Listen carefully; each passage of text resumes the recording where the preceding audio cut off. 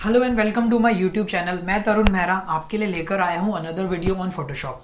सो guys, आज मैं जिस टूल के बारे में बात करूंगा वो टूल है मूव टूल, जो कि फोटोशॉप में बहुत ही ज़्यादा यूज होता है। आइए मैं आपको इस टूल के सारे यूजेस के बारे में बताता हूँ।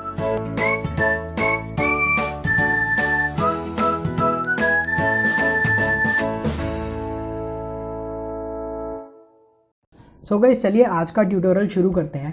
आज हम जिस टूल के बारे में बात करने वाले हैं वो टूल है मूव टूल। इसे सिलेक्शन टूल भी कहते हैं। देखिए, जैसे ही मैं इस टूल पे क्लिक करता हूँ फोटोशॉप हिंट देता है move tool moves a selection और लेयर। ये बेसिकली ये टूल वो है जो किसी भी लेयर को मूव करने के लिए या किसी सिलेक्शन को ड्रैग एंड ड्रॉप करने के लिए, मूव करने के लिए यूज़ किया जाता है। तो इस टूल को यूज़ करने के लिए सबसे पहले मैं एक फ़ाइल ओपन कर लेता हूँ, किसी फ़ोटो को ओपन कर लेता हूँ, क्योंकि विदाउट फ़ोटो ओपन किए हमें कुछ भी यूज़ कर नहीं पाएंगे।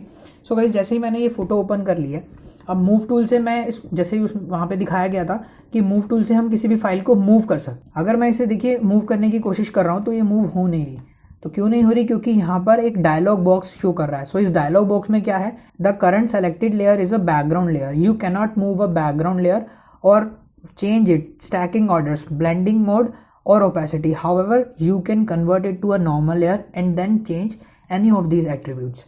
तो बेसिकली ये क्या कहना चाहता है? ये कह रहा है कि आप इस लेयर को मूव नहीं कर सकते क्योंकि ये एक बैकग्राउंड लेयर है, और अगर आप इसे मूव करना चाहते हैं, ड्रैग करना चाहते हैं, या किसी भी ब्लेंडिंग मोड को चेंज करना चाहते हैं, ओपेसिटी को चेंज करना चाहते हैं, उसके लिए आपको क्या करना पड़ेगा? इसको कन्वर्ट टू नॉर्मल लेयर करना पड़ेगा। और इजीली इसको कन्वर्ट टू नॉर्मल लेयर करने का ऑप्शन यहाँ पे दिखा भी रहा है कि नॉर्मली आप इसे क्लिक कीजिए और कन्वर्ट टू नॉर्मल लेयर कर लीजिए। देखिए, जैसे ही मैंने इसे कन्वर्ट टू नॉर्मल लेयर किया तो अब मैं इस फाइल को ईजिली मूव कर सकता हूँ। सो गाइज, ये तो था कन्वर्ट टू नॉर्मल लेयर करने का एक तरीका। इसके अलावा और भी 2-3 तरीके हैं कन्वर्ट टू नॉर्मल लेयर करने के। मैं आपको वन बाय वन एक बार वो भी बता देता हूँ। अभी मैं Ctrl+Z करके अंडू कर रहा हूँ। मैंने अंडू कर दिया। अंडू करने के बाद मैं आपको दिखाता हूँ कि दूसरा तरीका क्या है इसे कन्वर्ट टू नॉर्मल लेयर करने का। तो जैसे कि आप यहाँ पे देखेंगे, यहाँ पे लेयर ऑप्शन में यहाँ पे लॉक हो रखी है फाइल। यहाँ पे बैकग्राउंड लेयर दिखा रहा है, प्लस इस फाइल को लॉक किया गया। सो इसको कन्वर्ट टू नॉर्मल लेयर करने के लिए ईजिली हम यहाँ पे लॉक पे क्लिक करेंगे और ये नॉर्मल लेयर बन गई। देखिए, अभी ये नॉर्मली मूव हो सकती है। इसके अलावा मैं दोबारा अंडू कर देता हूँ। एक और ऑप्शन है इसको कन्वर्ट टू नॉर्मल लेयर करने का कि हम इस लॉक को पकड़ेंगे, ड्रैग करेंगे और यहाँ पे ड्रॉप कर देंगे डस्टबिन में। डस्टबिन में फेंकने से ये फिर कन्वर्ट टू नॉर्मल लेयर बन गई। सो गाइज, ये तो था नॉर्मल लेयर करने का तरीका।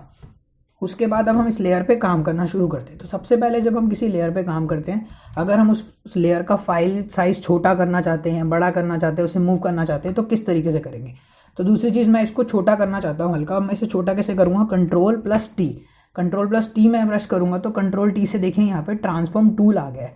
अब इस ट्रांसफॉर्म टूल से मैं अपनी फाइल को यहाँ से पकड़ के माउस से प्रेस करके छोटा कर सकता हूँ। देखिए, मैंने इसको छोटा कर दिया। ये फाइल आपकी छोटी हो गई। और छोटा कर देते हैं इसको हम थोड़ा सा। ये है आपका Ctrl+T ट्रांसफॉर्म से। उसके अलावा अभी एक फाइल है। अब इस एक फाइल से मैं इसकी एक और फाइल बनाना चाहता हूँ। मुझे एक के अलावा 2 फाइल्स चाहिए, 2 फोटोज़ चाहिए। तो 2 फोटोज़ कैसे करेंगे? इसका एक सीधा सा ऑप्शन है। यहाँ पे हमने सिलेक्शन टूल ले रखा है। हम क्या करेंगे? अपने कीबोर्ड में कंट्रोल प्रेस करेंगे, सॉरी कंट्रोल नहीं, ऑल्ट प्रेस करेंगे। ऑल्ट और ड्रैग कर देंगे। इसको ड्रैग किया। देखिए, जैसे ही मैंने इसको ड्रैग किया और इसकी यहाँ पे एक लेयर कॉपी बन गई। लेयर 0 पहले थी, लेयर 0 कॉपी अब बन गई। इसके बाद मैं दोबारा ऑल्ट प्रेस करूँगा और इसको दोबारा ड्रैग करूँगा और यहाँ छोड़ दूंगा। तो क्या हो गया? Layer 0 copy 2। यहाँ पे 2 कॉपी बन गई। लेयर की एक और कॉपी बन गई। इस तरीके से हमने इजीली कुछ भी नहीं किया। हमने क्या किया? ऑल्ट दबाया और ड्रैग किया, इसकी कॉपी बन गई। अंडू करके मैं इस फाइल को हटा देता हूँ। मुझे सिर्फ 3 फाइल्स चाहिए। अभी इसके अलावा मैं इन तीनों फाइल्स को थोड़ा सा ट्रांसफॉर्म से छोटा करना चाहता हूँ। बट अगर मैं अभी इस पर Ctrl+T करूँगा तो ये एक सिंगल इमेज को करेगा। अभी मुझे क्या करना है? एक नहीं, तीनों को करना है। तो तीनों को करने के लिए मैं क्या करूँगा? कीबोर्ड में कंट्रोल दबाऊंगा और यहाँ पे लेयर पे आऊँगा, माउस से प्रेस करूँगा। ऊपर वाली लेयर पे आऊँगा, माउस से प्रेस करूँगा, Ctrl+T। अब देखिए, मैंने Ctrl+T किया तो यहाँ पे क्या हुआ? इसने तीनों का हिसाब से Ctrl+T मतलब तीनों को साथ में ट्रांसफॉर्म टूल ने सेलेक्ट कर दिया। एंटर प्रेस कर देते हैं। देखिए, एंटर प्रेस करने से ये तीनों फाइल्स एक साथ मूव हो रही हैं। सो अभी इसको यहाँ कर देते हैं, इसको यहाँ कर देते हैं, इसको यहाँ कर देते हैं। तीनों फाइल्स को थोड़ा और छोटा कर देते हैं ताकि मैं आपको ईजिली यहाँ पे दिखा सकूँ कि ये कैसे कैसे यूज़ होता है। एक फाइल ये, एक फाइल ये, एक फाइल ये। सो गाइज, ये हो गई आपकी तीनों, ये हो गई आपकी तीनों फाइल्स। ठीक है। उसके बाद हम यहाँ पे आ जाते हैं ऊपर ऑप्शंस में, देखते हैं कि हमारे पास ऑप्शंस में और क्या क्या है। सो सेकंड ऑप्शन अगर हम देखें, यहाँ पे हमारे पास है ऑटो सेलेक्ट। अब बेसिकली ये ऑटो सेलेक्ट है। अगर ऑटो सेलेक्ट नहीं हो रखा फाइल तो क्या होगा, अगर देखिए मैं इस फाइल को मूव कर रहा हूँ, मैंने यहाँ से क्लिक किया और इस फाइल को मूव किया और मैं दूसरी फाइल पे आ रहा हूँ तो मैं मूव कर रहा हूँ तो वो मूव नहीं हो रही। क्यों नहीं हो रही? क्योंकि यहाँ पे ये वाली फाइल सेलेक्ट हो रखी है। अगर मैं इसको मूव करना चाहूँ तब भी नहीं होगी क्योंकि यहाँ पे ये वाली फाइल हो रखी है। इसके लिए मुझे यहाँ से जाके फाइल सेलेक्ट करनी पड़ेगी और तब मूव करना पड़ेगा, यहाँ से जाके फाइल सेलेक्ट करनी पड़ेगी तब मूव करना पड़ेगा।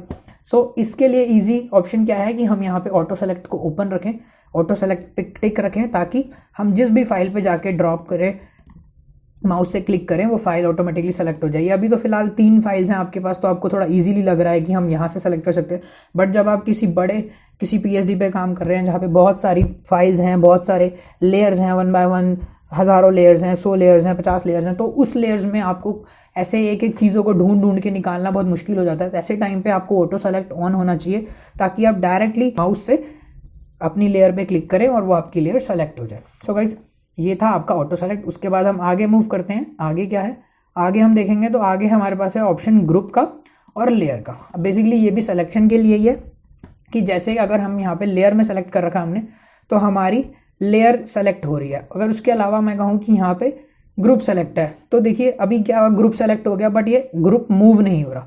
अच्छा, ये ग्रुप मूव क्यों नहीं हो रहा? क्योंकि ये अभी ग्रुप बना ही नहीं हुआ। सो अभी ये 3 लेयर्स हैं, इन 3 लेयर्स को हमें ग्रुप बनाना है। हम ग्रुप कैसे बनाएंगे? अब जैसे हमारे पास बहुत सारी कुछ लेयर्स हैं जिन पे हम काम कर रहे हैं बट हम चाहते हैं कि वो लेयर एक साथ ही मूव करें, उन्हें कोई अलग अलग से ना मूव कर सके। तो उसके लिए हम क्या करते हैं, लेयर्स का ग्रुप बना देते हैं। तो लेयर्स का ग्रुप किस तरीके से बनता है देखिए गाइस। अभी क्या करेंगे, आप कंट्रोल प्रेस कीजिए कीबोर्ड पे और माउस से लेयर को सेलेक्ट कीजिए 1, ऊपर वाली लेयर को सेलेक्ट कीजिए 2। देखिए दोनों लेयर सेलेक्ट हो गई। अब ये एक किस्म का ग्रुप फॉर्म हो गया। बट अभी अगर मैं कहीं और क्लिक करूंगा तो ये हट जाएगा, मतलब कि इसलिए इसको मैं प्रॉपर परमानेंट करने के लिए इसको ग्रुप बना दूंगा। 1 2 3 तीनों को मैंने सेलेक्ट किया, राइट क्लिक किया और ग्रुप फ्रॉम लेयर्स, मतलब लेयर से ग्रुप बनाने के लिए हमें यहाँ पे क्लिक करना है। हमने ग्रुप फ्रॉम लेयर्स कर दिया। यहाँ पे नेम पूछेगा कि किस नाम से आपको ग्रुप बनाना है, कलर्स का ऑप्शन पूछेगा कि कौन से आप कलर्स रखना चाहते हैं, या फिर उसके अलावा कुछ और भी ब्लेंडिंग मोड के ऑप्शन देगा। बट ये सब चीज़ों की हमें कोई रिक्वायरमेंट नहीं है, ऑपोसिटी वगैरह की। हमें इजीली ग्रुप को कुछ भी ग्रुप नाम दे दीजिए या कुछ भी मत दीजिए, ग्रुप 1 के नाम से ही आप इसे सेव कर दीजिए। तो देखिए ये अगर मैंने ग्रुप 1 के नाम से सेव कर दिया तो अब क्या हुआ, आप इजीली एक इमेज पे पकड़ के इसको मूव करेंगे तो भी आपका पूरा का पूरा ग्रुप मूव करेगा। और अगर हम यहाँ से लेयर पे सेलेक्ट करके मूव करेंगे तो आपकी लेयर मूव करेगी, ग्रुप पे सेलेक्ट करके मूव करेंगे तो आपका ग्रुप मूव करेगा। सो ये तो था आपका ग्रुप का ऑप्शन, ये हमारा ऑटो सेलेक्ट का ऑप्शन और ये हमारा ग्रुप का ऑप्शन। ये 2 चीज़ें मैंने आपको क्लियर कर दी। उसके बाद हम आगे मूव करते हैं। अगर हम आगे देखेंगे तो आगे हमारे पास है शो ट्रांसफॉर्म कंट्रोल्स। अब ये बेसिकली ट्रांसफॉर्म के लिए, जैसे मैंने आपको पहले बताया कंट्रोल T से हम ट्रांसफॉर्म करते हैं, तो यहाँ पे क्या है, ये शो ट्रांसफॉर्म कंट्रोल है जो ट्रांसफॉर्म कंट्रोल शो करेगा।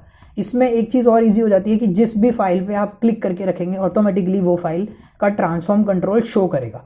अगर मैं इस पर क्लिक करता हूँ तो इसका ट्रांसफॉर्म कंट्रोल शो करता है, मतलब इसके टाइम पे मुझे कंट्रोल T प्रेस करने की ज़रूरत नहीं है, डायरेक्टली मुझे क्या करना है, सिर्फ लेयर पे क्लिक करना है और ट्रांसफॉर्म शो करेगा। तो उससे ईजिली मैं फाइल को बड़ा छोटा कर सकता हूँ, किसी भी तरीके से मूव करना चाहूँ अगर मेरी फाइल को तो मैं उसे मूव कर सकता हूँ। सो ये हो गया गाइज आपका ट्रांसफॉर्म कंट्रोल। उसके बाद हम इसे ट्रांसफॉर्म कंट्रोल को हटा देते हैं, आगे के टूल्स पे मूव करते हैं। सो गाइज आगे आपके हैं अलाइनमेंट्स। बेसिकली ये अलाइनमेंट टूल हैं। अभी आप देखिए ये सारे टूल्स जो हैं यहाँ पे शो नहीं कर रहे। क्यों नहीं शो कर रहे? क्योंकि अभी यहाँ पे पहली बात तो यहाँ ग्रुप बना हुआ है। अभी हम ग्रुप को अनग्रुप कर देते हैं। ये हमने ग्रुप को अनग्रुप करेंगे। अनग्रुप के लिए यहाँ पे ऑप्शन है अनग्रुप लेयर, अनग्रुप लेयर कर दिया हमने। ये हो गया आपकी ग्रुप की अनग्रुप। अब हम आते हैं इन पे कि ये अलाइनमेंट कैसे यूज़ किए जाते हैं। अब अलाइनमेंट यूज़ करने के लिए हमें क्या करना है, बेसिकली हमें इनको दोबारा से तीनों को साथ में करना होगा, क्योंकि तीनों का अलाइनमेंट होगा, किसी एक फाइल का अलाइनमेंट नहीं होगा, तीनों फाइल का प्रॉपर वे में अलाइनमेंट होता है, तो इसीलिए वो तीनों के साथ अलाइनमेंट होता है। उसके अलावा मैं एक चीज़ और करता हूँ, मैं इनको ऐसे 1 2 एंड 3 तीनों को एक साथ कर देता हूँ। देखिए ये तीनों को मैंने इस तरीके से कुछ साथ में कर दिया। अब अगर मैं इन तीनों को सेलेक्ट कर लेता हूँ, कंट्रोल दबाया मैंने, कंट्रोल दबा के लेयर्स पे क्लिक करके मैंने तीनों को सेलेक्ट कर लिया। अब देखिए यहाँ पे अलाइनमेंट टूल्स हाईलाइट हो गए। क्यों? क्योंकि ये तीनों फाइल्स अभी इस टाइम पे हमने यहाँ पे सेलेक्ट कर रखी हैं और अलाइनमेंट के लिए रेडी हैं, कि मतलब वो ये कह रहा है कि आप मुझ पर क्लिक करके इन्हें अलाइनमेंट कर सकते हो। सो हम सबसे पहला अलाइनमेंट टूल पर क्लिक करेंगे। सबसे पहला है आपका अलाइन लेफ्ट एज। बेसिकली अगर हम इस पर क्लिक करें तो ये लेफ्ट एज की तरफ तीनों को अलाइन कर देता है। देखिए किस तरीके से करता है, अगर मैं इसको यहाँ कर दूँ, इसको यहाँ कर दूँ और 1 2 2 एंड 3 तीनों पे सिलेक्शन है और मैंने अलाइन लेफ्ट एज पे किया तो ये क्या हुआ, तीनों के लेफ्ट एजेस एक साथ आ गए। अलाइन इन सेंटर पे करूँ तो इससे क्या होगा, ये आपके तीनों की अलाइनमेंट में सेंटर अलाइनमेंट जो थी वो एकदम सीधी हो गई। उसके बाद अलाइन इन राइट करूँगा तो ये देखिए ये अलाइन इन राइट, इसके राइट एजेस जो थे वो साथ में जुड़ गए। उसके आगे अगर हम चले अलाइन इन टॉप, ये टॉप अलाइनमेंट इनके साथ में हो गए। इनको हम इस तरीके से करके दिखा देते हैं आपको कि अलाइन इन टॉप, तीनों को सेलेक्ट करके अलाइन इन टॉप, ये देखिए अलाइन इन टॉप हो गए, अलाइन इन सेंटर हो गए। ये बेसिकली सेंटर से प्रॉपर वे में इनकी अलाइनमेंट सेट हो गई। और अलाइन इन बॉटम, ये हो गया अलाइन इन बॉटम, जो बॉटम एजेस हैं वो इनके प्रॉपर वे में अलाइन हो गए। सो इसके अलावा हम अलाइनमेंट में और चीज़ें देखते हैं कि हमारे पास और ऑप्शन क्या है। अगर देखिए मैं इन सबको सेलेक्ट कर लेता हूँ तो हम उसके बाद आगे आते हैं। आगे हमारे पास यहाँ पे ऑप्शन हैं, यहाँ पे अलाइनमेंट के ऑप्शन है। जिस तरीके से हमने यहाँ अलाइन किया है उसी तरीके से है यहाँ align in left, align in centre, align in right, top alignment, right alignment, ये इस तरीके का ऑप्शन है। ये डिस्ट्रीब्यूट का ऑप्शन है कि किस कहाँ डिस्ट्रीब्यूट करना चाहते हैं। उसके अलावा एक ऑप्शन यहाँ पे हमारे पास और है जो थोड़ा डिफरेंट है। उसके अलावा एक ऑप्शन और है हमारे पास जो थोड़ा सा डिफरेंट है, वो ये है यहाँ पे सिलेक्शन का। अब देखिए जैसे अभी हमने यहाँ पे इन तीनों को अलाइन किया तो ये 1 बाय 1 हमने इमेज सिलेक्शन के हिसाब से अलाइन किया। अगर हम इसको दोबारा इस ऑप्शन को चेक करते हैं, अब इस ऑप्शन में क्या है, इस ऑप्शन में यहाँ पे ऑप्शन है कैनवस का। अगर हम यहाँ कैनवस पे क्लिक करके अलाइन इन लेफ्ट एज करें, अलाइन इन लेफ्ट एज करिएगा तो देखिए सारे के सारे आपके अलाइन इन लेफ्ट एज की तरफ, मतलब सॉरी कैनवस पे जो कैनवस का लेफ्ट एज है उस पर चले जाते हैं। और अगर हम यहाँ से लेफ्ट एज करते थे तो अगर जैसे कि देखिए अगर मैं यहाँ हूँ और मैं इसको अलाइन लेफ्ट करूँ, सॉरी एक सेकेंड, यहाँ से हम सेटिंग को सिलेक्शन पे ले आते हैं। सिलेक्शन पे लाके अगर हम इसे तीनों को सेलेक्ट करके अलाइन करें तो ये ऐसे एजेस, इनके तीनों के एजेस साथ में हो जाते हैं। और वही अगर हम यहाँ पे ऑप्शन में चेंज करके कैनवस सेट कर लें और कैनवस पे जाने के बाद उसके बाद हम तीनों को सेलेक्ट करने के बाद हम यहाँ पे अलाइन करें तो देखिए ये कैनवस के लेफ्ट पे चले जाते हैं। अलाइन इन राइट करेंगे तो कैनवस के राइट पे आ जाएंगे। और उसके अलावा अगर हम इसे टॉप पे करेंगे तो अलाइन इन कैनवस के टॉप पे चले जाएंगे। तो ये बेसिकली कैनवस के एजेस पे ले जाने के लिए है। और अगर हम इसको यहाँ से सिलेक्शन पे कर देते हैं तो सिलेक्शन से क्या होगा कि ये सिर्फ आपकी इमेज के एजेस के हिसाब से चलेगा। सो गाइज ये था सिलेक्शन टूल। सो गाइज अभी फ़िलहाल सिलेक्शन टूल के बारे में मैंने आपको सब कुछ बता दिया। इसके बाद के जो ये ऑप्शन है ये कुछ 3D मोड्स के हैं, अगर आप 3D में एडिट कर रहे हैं तो ये यूज़ होंगे। उसके अलावा सिलेक्शन में एक चीज़ और भी आती है यहाँ पे आर्टबोर्ड टूल। अगर हम आर्टबोर्ड टूल के बारे में जाने तो बेसिकली आर्टबोर्ड टूल ये है कि अगर हम इसको सेलेक्ट कर लेते हैं तो हम जिस भी कैनवस पे क्लिक करेंगे वो आपका एक आर्टबोर्ड में कन्वर्ट हो जाएगा। उसमें आप आर्टबोर्ड के थ्रू काम कर सकते हैं। जैसे इल्यूस्ट्रेटर में आपका फाइल वाइज वेक्टर बेस्ड काम होता है तो ये आर्ट के लिए यूज़ होता है। सो फिलहाल के लिए आज की वीडियो में इतना ही। आई होप मैंने जो आपको समझाने की कोशिश की आपको समझ आया होगा।